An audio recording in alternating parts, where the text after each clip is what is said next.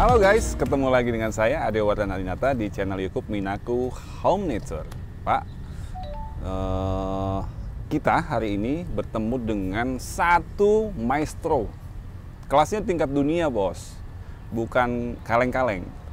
Beliau adalah salah satu breeder tanaman hias, ahli tanaman hias. Sudah pokoknya mungkin semenjak kita belum lahir beliau sudah menggeluti dunia tanaman hias. Saya sering mendengar kehebatan beliau adalah satu orang Bapak Greg Hambali itu sebanding dengan 400 orang breeder Thailand. Gila nggak tuh? Satu orang Pak Greg Hambali sebanding dengan 400 breeder Thailand. Ini aset bangsa Indonesia. Kenapa? Hari ini kita alhamdulillah nih berkesempatan mewawancarai beliau. Beliau berkunjung ke Minaku, ingin mendukung bagaimana dunia tanaman hias Indonesia lebih berkembang dan maju. Kita dengarkan apa yang menjadi concern beliau ke depan untuk dunia tanaman hias. Pak, selamat pagi Pak. Ya, selamat pagi. Nah, ini teman-teman nih Pak, kan banyak dengar nama Bapak, Pak Greg Hambali, Pak Greg Hambali. Saya itu kalau kepikiran nama Bapak serem Pak, karena Bapak itu sudah sangat sebegitu besar sampai saya kalau kontak teman-teman di Amerika, di Eropa, di Jepang bahkan ya Pak, Kenzo itu mengenal betul Bapak, siapa Bapak dan apa fokus perhatian Bapak terhadap dunia taman hias. Pak, aku tuh mau ngomong Pak, gini Pak, Bapak ini kan salah satu ahli di dunia tanaman hias. Lalu hanya dengan satu Bapak aja dunia tanaman hias Indonesia ini sangat disegani. Pak, Bapak ada nggak sih Pak kedepannya ini mendidik SDM baru yang nanti bisa memunculkan Bapak Greg Hambali berikutnya gitu loh Pak? Ada nggak Pak? Tentu, keberlangsungan proses itu adalah kepentingan kita bersama. Dari masa ke masa saya selalu di sini berusaha supaya lebih banyak orang lagi yang tertarik dan peduli akan perkembangan tanaman hias dan juga tanaman-tanaman hortikultura lainnya di Indonesia. Sehingga kemudian tuh di sini Indonesia bukan cuma besar di peta Asia Tenggara, tapi juga besar dalam arti kerjaannya yang positif untuk perkembangan hortikultura di dunia. Nah, dengan itu tentu perlu di sini kesinambungan supaya jadi tadi peribahasa patah tumbuh hilang berganti itu jangan sampai tidak terjadi. Nah, jadi patah tumbuh 1000 harus seperti itu. Dalam tumbang yang satu harus lagi bermunculan yang lainnya.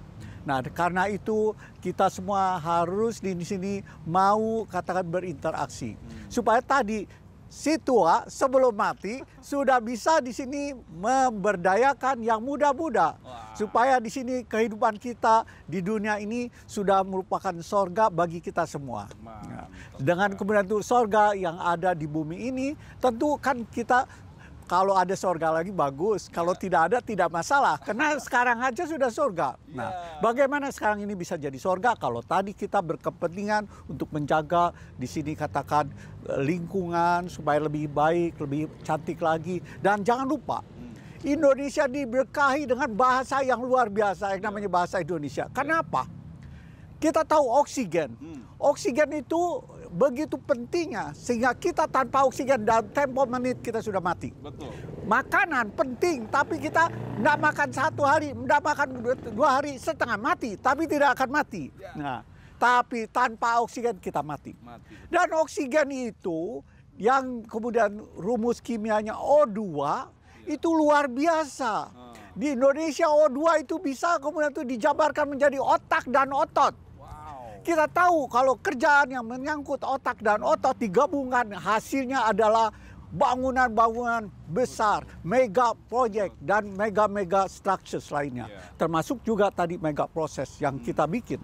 Nah, jadi di sini kita harus menggalang otak dan otot itu supaya jadi satu. Dan inilah bahasa kita luar biasa. Dan kita mesti tahu juga oksigen itu dihasilkan oleh tanaman hijau. Nah, tanaman hijau inilah yang harus kita jaga keberadaannya. Tanpa tanaman hijau ini tidak ada itu satu pekerjaan-pekerjaan yang lain. Saya kemudian itu pernah diminta untuk kemudian itu di sini memberikan kuliah umum ya di sini Politeknik yang di Lampung. Kalau jadi kalau masuknya jadi ini mahasiswa pertanian tuh mau jadi apa nantinya? Oh, jangan lupa, petani itu bukan kerjaan yang katakan jadi petani bukan sesuatu yang jelek. Semua yang ada di bumi ini dalam arti peradaban itu semua dasarnya dari pertanian. Tanpa pertanian tidak ada peternakan. Tidak juga berkembang perikanan. Nah, dan juga peradaban secara keseluruhan. Jadi jangan pernah malu jadi petani. Dan petani inilah yang kemudian membuat kemudian itu semua proses bisa berjalan. Di sini juga kita bisa tahu orang-orang duduk di kantoran itu selama dia masih makan nasi atau bahan-bahan yang berbasis sereal, itu dia tidak akan bisa lepas dari kemudian itu pertanian. Betul, Pak. Jadi kita di sini harus mengupayakan perkembangan pertanian dalam hal ini khususnya bagi kita adalah hortikultura. Supaya jadi lingkungan kita tambah cantik, oksigen yang kemudian itu berkualitas tinggi kita hirup, dan itu yang membuat kita nih hidupnya jadi lebih katakan bernilai. Jadi nggak gampang sakit, nggak gampang kena COVID juga. Nah, jadi ini yang mesti kita pahami betul. Kenapa kita memakan tanaman-tanaman yang di sini katakan nilai nutrisinya tinggi. Kita di sini lihat tanaman-tanaman yang keindahan luar biasa sehingga perasaan hati kita tentram. Dan kita mesti tahu ketentraman atau perasaan hati itu yang paling utama dari syarat kita supaya bisa hidup sehat. Kalau orang udah pikirannya di sini katakan semrawut, sudah parah, sudah dipenuhi dengan kesusahan, dia akan gantung diri. Sudah jangan tunggu sampai 100 tahun, besok pun dia mati sudah. Nah, tapi kalau orang ini semangat hidupnya menggebu-gebu, sangat tinggi karena dia lihat banyak yang cantik-cantik, dia tidak mau kemudian itu di sini mati buru-buru. Kalau bisa hidup sampai 100 tahun atau lebih. Nah, seperti yang memang saya coba targetkan juga. Kemudian itu kalau kita cuma hidup pendek-pendek saja, bagaimana proses yang panjang waktunya ini kita bisa rintis. Jadi itu umur panjang itu perlu dan sehat tentunya. Pak, katanya Pak tanaman hias ini mampu merubah karakter manusia. Itu bagaimana sih Pak prosesnya? Kok kita misalkan katanya menanam itu bisa merubah karakter kita loh kalau kita punya tanaman. Bener nggak itu Pak? Betul. Karena apa? Tanaman ini kan kalau kita rawat kan perlu kepedulian. Kalau nggak peduli bagaimana tanaman itu bisa kita rawat. Nah, dan tanaman itu kalau kita rawat jadi cantik. Jadi di mana nanti banyak orang. Tanaman meskipun dia di sini katakan langka, jarang, tapi perawatannya kurang. Itu daya tariknya tentu akan kurang juga. Tapi tanaman yang murah-murah tapi rawatannya bagus, tumbuhnya rimbun, bunganya banyak keluar, itu yang membuat tadinya harganya murah jadi tinggi. Nah, jadi di sini kita mesti tahu bahwa dengan kemudian itu ada interaksi antara kepedulian kita terhadap tanaman, tentu merubah kemudian itu juga perilaku kita. Karena kita lihat, oh ini berarti harus ada kasih sayang. Nah, yang tadinya dia tuh sering marah-marah, jadi hatinya lebih lembut. Nah, itu jadi yang terjadi. Lebih komitmen. Betul. Ya, Pak, Pak satu lagi Pak. Bapak kan memulai menggeluti dunia ini dari usia berapa tahun? Oh, dari masih kecil, karena kemudian itu kan saya lihat kemudian itu bagaimana orang ini nabut singkong, itu kemudian itu di sini tunggulnya kan dipotong, dibuang. Kata saya, lantas kemudian itu kita buang itu yang udah uminya, buang ada, saya coba tanam, ternyata masih bisa tumbuh juga. Jadi itu kita bisa lihat di sini tanaman itu sangat fleksibel, memiliki di sini katakan kemampuan untuk di sini tumbuh, meskipun tadi batangnya sudah tua sekali, kan tadi udah bekas tadi dia katakan setekan pertama. Tumbuh, sudah gitu kita potong lagi, itu setengah ini masih bisa ditumbuhkan lagi. Coba, kan luar biasa, begitu kan. Nah, jadi kita di sini lihat bahwa betul-betul ini hidup yang berbasis tanaman itu adalah hidup yang betul-betul di sini boleh katakan tuh bukan cuma bermanfaat, tapi hidup yang kemudian tuh di sini katakan punya makna. Masya Allah, ya betul, harus punya makna ya Pak ya. Seperti tanaman ya Pak ya, memiliki makna. Pak, dari semua tanaman hias yang Bapak miliki, dari sekian puluh tahun Bapak berproses dengan dunia tanaman ini, apa sih Pak tanaman hias yang paling berkesan yang Bapak ciptakan? Ya kan Bapak ini banyak menciptakan tanaman hasil silangan ya Pak, yang nilainya ekonomisnya sangat beneran tinggi kan. Apa Pak yang paling berkesan dari semua tanaman hias yang ada di Bapak? Satu saja Pak, yang paling Bapak memiliki satu kenangan yang paling indah. Itu tidak usah jauh-jauh, karena kemudian itu kan aglaonema itu kan. Dari kemudian perkataannya aglaos dan nema. Nema itu berarti garis-garis atau strip-strip. Ya. Aglaus itu berarti mengkilat. Mengkilat. Nah, jadi itu di sini garis-garis yang mengkilat itu yang membuat orang terpukau. Dan aglonema memiliki di sini kelebihan dibandingkan tanaman hias yang lain. Karena apa? Dia dicabut dari potnya, kita kemudian itu di sini potkan kembali, ya seperti bisa tanaman itu dibawa dari Indonesia ke Thailand tanpa media, dia masih bisa langsung ditampilkan seperti bentuk awalnya sebelum dia dicabut dari pot. Itu jadi luar biasa. Nah, dan kemudian itu dia tahan di daerah yang kemudian itu juga ada AC-nya, maksud di ruang-ruang yang kemudian itu ada AC-nya dibandingkan tanaman yang lain. Jadi pokoknya tahan banting. Nah, karena ketahanan banting ini, jadi tanaman itu bisa melanglang buana ke banyak tempat.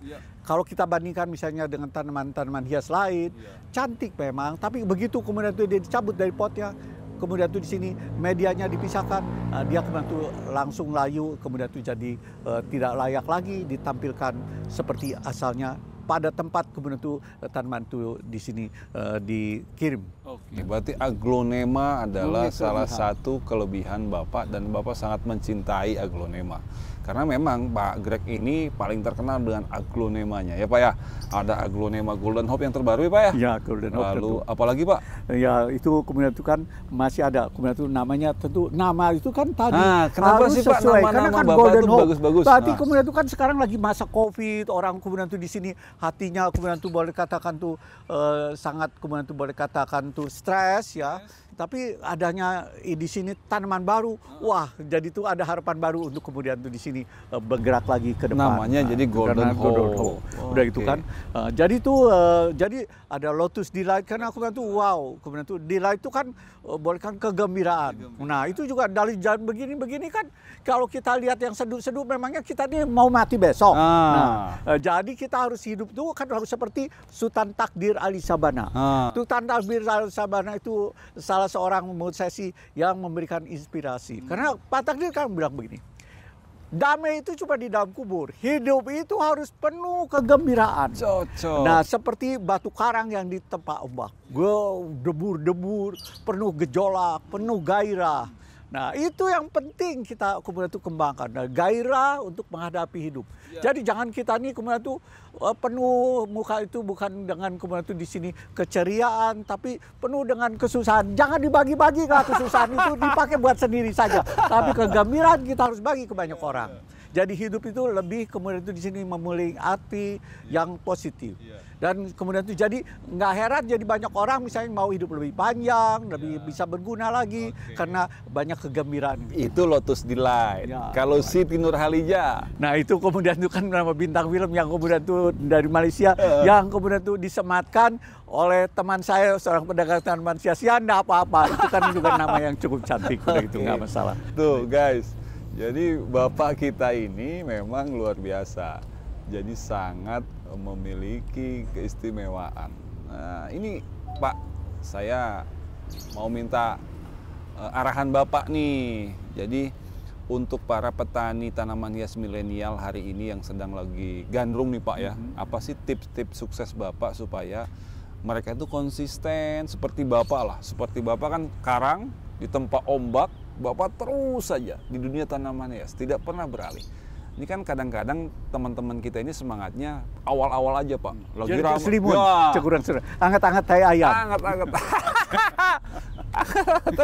Jadi awal-awalnya dia semangat, tahu-tahu nanti mulai dia berubah pikiran.